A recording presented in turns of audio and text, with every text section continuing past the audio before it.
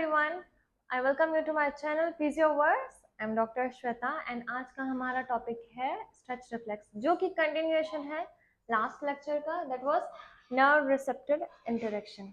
सो जब हम stretch reflex की बात करते हैं तो हमारे दिमाग में सबसे पहले की चीज क्या आती है? कमन, एनी गैसेस? Muscle spindle. अब ये मसल स्पिंडल है क्या? ये रिसेप्टर है, shape spindle shape, this is the spindle shape, जिसमें जो सेंटर पोर्शन रहता है वो ब्रॉड रहता है, जो पेरिफ्रीज रहती है they are narrow in shape. Location नाम ही बता रहा है, मसल में। तो सबसे ज्यादा ये कहाँ पाए जाते हैं? मसल बेली में।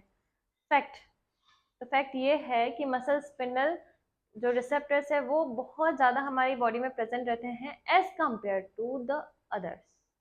Okay, now from the fact part to the structure part. अब ये होता कैसा है? सी, हमने ये स्पिंडल शेप देखा, ये बनता कैसे है? कुछ इंट्राफ्यूजल फाइबर्स मिल जाते हैं। अब मिलने के बाद इनमें क्या होता है? एक मस्त सी कोटिंग इनके ऊपर तैयार हो जाती है। ये कोटिंग में अगर आप थोड़ा सा नर्व सप्लाई डाल दो, थोड़ा सा ब्लड सप्लाई डाल दो, तो ये बन गया आपका मसल स्पिंडल। फाइन। अब इनमें थोड़ा सा स्ट्रक्चरली वेरिएशन कैसे देखने को मिलता है? तो इनमें वेरिएशन देखने को मिलता है इनके फाइबर्स के थ्रू, जो कि रहते हैं इंट्राफ्यूजल मसल फाइबर। कुछ टेक्स्ट क्या बोलते हैं कि there of two types, nuclear bag and chain. हाँ, इसमें भी बैग में सब टाइप बैग 1 एंड बैग 2 की बात की जाती है। और कुछ टेक्स्ट बोलते हैं कि there are 3 types. Don't get confuse with that. So हमने 3 इसमें कैटेगराइज कर लिया, nuclear bag 1, nuclear bag 2 and chain. अब ये जानना क्यों ज़रूरी है? तो जब हम स्ट्रेच रिफ्लेक्स पाथवे पढ़ेंगे तो उसमें ना आपको बहुत ही क्लियरली समझ में आ जाएगा कि कौन सा फाइबर कब एक्टिवेट हो रहा है, कौन सी नर्व कब एक्टिवेट हो रहा है। नहीं तो जिस फेज से I had crossed, let's say in my first year, it was so confusing to understand this reflex. Okay, तो न्यूक्लियर बैग फर्स्ट की बात आ रही है। So this is what we have is bag first over here. Fibre आपको दिख रहा है, this is the bag second and the last one is chain fiber. अब इसमें न्यूक्लियस कहाँ अरेंज्ड है? सेंटर पोर्शन में। लेट्स राइट, इंट्राफ्यूजल फाइबर में जब न्यूक्लियस सेंटर पोर्शन में अरेंज है तो उन्हें क्या बोलते हैं? न्यूक्लियर बैग फाइबर्स बोलते हैं। तो दोनों बैग्स में सेंटर पोर्शन में अरेंज्ड है, क्योंकि एक फाइबर को, यानी आप एक सीधा एक फिलामेंट ले लीजिए, उसके बीच में अगर कोई चीज आके इकट्ठी हो गई तो वो पोर्शन स्वेल्ड अप हो जाएगा लाइक अ पाउच। तो उस पाउच के पाउच टर्म ना देके न्यूक्लियर बैग फाइबर्स बोला गया है। एंड जब चेन की बारी आती है तो उसमें न्यूक्लियर कैसे अरेंज होते हैं? In a linear fashion. So here comes with the nuclear chain fibres.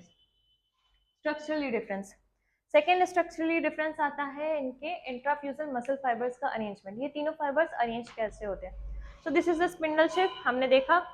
अब जो सेंट्रली प्लेस्ड है उसको आप कंसिडर कर लीजिए न्यूक्लियर बैग फाइबर्स। हाँ, फिर वो चाहे B1 हो या फिर B2 हो, तो फिर बाकी की जगह यानी क्या, पेरिफ्री में कौन आएगा? Nuclear chain fibres. Okay, so they are centrally arranged, they are also centrally arranged and they are located in periphery of muscle spindle. Next to it बात आती है आपकी thickness की. So can you see guys the thickness of B1, B2? So they are quite more thickened as compared to the nuclear chain. The nuclear chain fiber जो दिखता है वो थोड़ा thin रहता है as compared to both of them.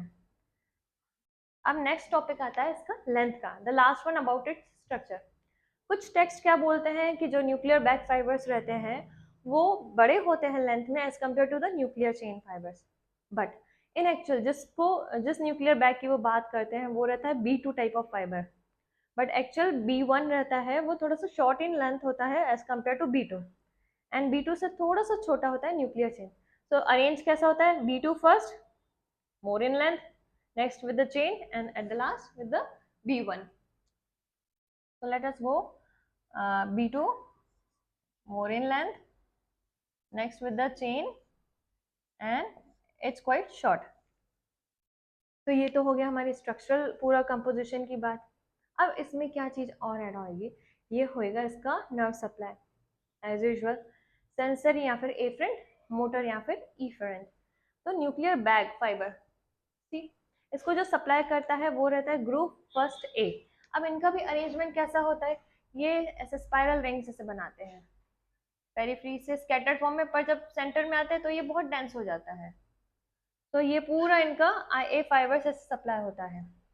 B2 में भी यही रहता है, पर ये डोमिनेट नहीं करता है IA फाइबर। B2 में जो चीज डोमिनेट करती है एफरेंट फाइबर, वो रहता है इन्वॉल्वमेंट ऑफ ग्रुप सेकेंड। अब इधर क्या था, ग्रुप फर्स्ट ए, और यहाँ पे आता है ग्रुप सेकेंड।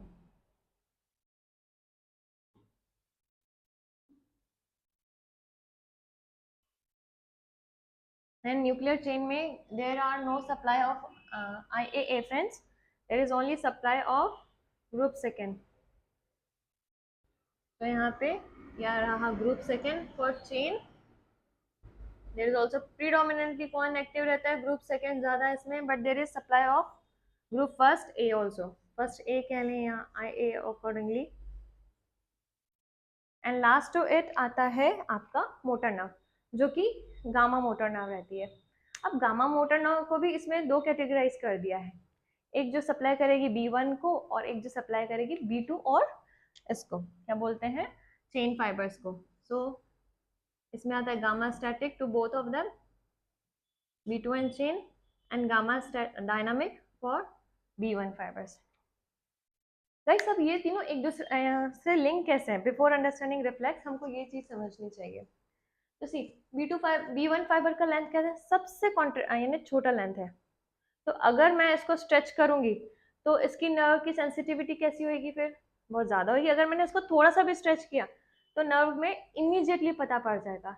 एंड लकीली हमको नेचर ने क्या किया है, उसको सप्लाई किया है बाय द IA नर्व। जो ग्रुप IA रहता है यानी वो नर्व थिकेस्ट इन डायमीटर रहता है एज कम्पेयर टू बाकी की अदर्स, बाकी की जो दूसरी नर्व्स है उससे थिकनेस के चलते उसका कंडक्शन का स्पीड बहुत फास्ट हो जाता है, इसलिए इसका लेंथ छोटा रखा है नेचर ने हमारे लिए। छोटा रखने के साथ साथ इसमें IA एफरेंस दिए हैं जिसमें फास्ट कंडक्शन यानी वो किसको डिटेक्ट करेगा, रैपिड स्ट्रेच वाली सिचुएशन को, यानी वो रैपिड स्ट्रेच वाले इसमें काम करेगा। इसी के साथ सेंसरी के साथ फिर मोटर भी इसको, जो मोटर न्यूरॉन दिया वो कौन सा दिया है, गामा डायनामिक।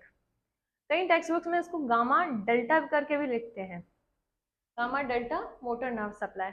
और ये फिर किसको सप्लाई करती है, न्यूक्लियर बैक फाइबर्स को। पर वो कहाँ पे इनका लोकेशन रहता है, ओवर हेयर, इनके मतलब सब जगह मोटर जो नर्व है वो उनके पेरिफ्री पे ही आपको मिलेगी motor nerve supply. That to the intrafusal muscle fibre.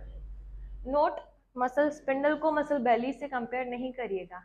Okay, so this is all about इनका स्ट्रक्चरली कैसे वो कंपोज रहते हैं इनमें। अब आती है इनकी स्ट्रेच रिफ्लेक्स की बात। अब जब स्ट्रेच रिफ्लेक्स की बात आती है, so there are two type of reflexes, dynamic and static. अब नेचर ने ऐसा क्यों किया, क्योंकि हमारे पास दो टाइप के एफरेंस हैं। एफरेंस यानी दो टाइप के sensory nerve supply, group first A and group second. उसके अकॉर्डिंग यानी ये किस में रोल प्ले करे, they have their difference in conduction का स्पीड। तो इसलिए जो रैपिड स्पीड जिसमें फास्ट कंडक्शन देखा जाएगा, दैट इज डायनामिक स्ट्रेच। तो यहाँ पे रैपिड स्ट्रेच अगर आपने दिया है तो कौन सी नर्व एक्टिवेट हुई, IA नर्व किसको सप्लाई करी, न्यूक्लियर बैग 1 फाइबर को। वो कहाँ गया, डॉर्सल रूट गैंग्लिया में गया। उस डॉर्सल रूट गैंग्लिया से वो आया कहाँ पे, ये वेंट्रल साइड पे आया। वेंट्रल साइड में इनको मिलते हैं अल्फा मोटर न्यूरॉन्स, जो कि क्या करते हैं, मसल का कॉन्ट्रैक्शन कॉज करते हैं। अब इसका दूसरा नाम क्या है, स्ट्रेच शॉर्टनिंग रिफ्लेक्स। अब इसको स्ट्रेच शॉर्टनिंग क्यों कहा गया है, कि जो क्या मिल रहा है हमको, एंड रिजल्ट मसल का कॉन्ट्रैक्शन, एंड इसके साथ इसको stretch reflex with reciprocal inhibition भी कहा गया है। क्यों, क्योंकि ये जो IA है ये सिर्फ अल्फा मोटर न्यूरॉन को एक्टिवेट नहीं करे, बट जो अपोजिट साइड है अल्फा मोटर न्यूरॉन यानी जो एंटागोनिस्ट अल्फा मोटर न्यूरॉन है उसका कंट्रैक्शन रोक रहे हैं, यानी उसको मसल को रिलैक्स करवा रहे हैं। Let's take an example. आप एल्बो फ्लेक्स करें, यस फ्लेक्स योर एल्बो। ये नॉर्मल रेस्टिंग स्टेट है, see my hand is totally relaxed. अब मैं क्या करूंगी, इसको जर्क दूंगी, ठीक है, ऑन अ काउंट ऑफ 3, 1 2 3। मेरा हाथ कहाँ गया, इट शिफ्टेड अपवर्ड्स, यानी कौन सी मसल कॉन्ट्रैक्ट किया, this one portion, okay, and relax कौन सी हुई, the opposite side. Can you see this, rapid stretch से हमको क्या मिला, ओके, तो this is all about the dynamic stretch.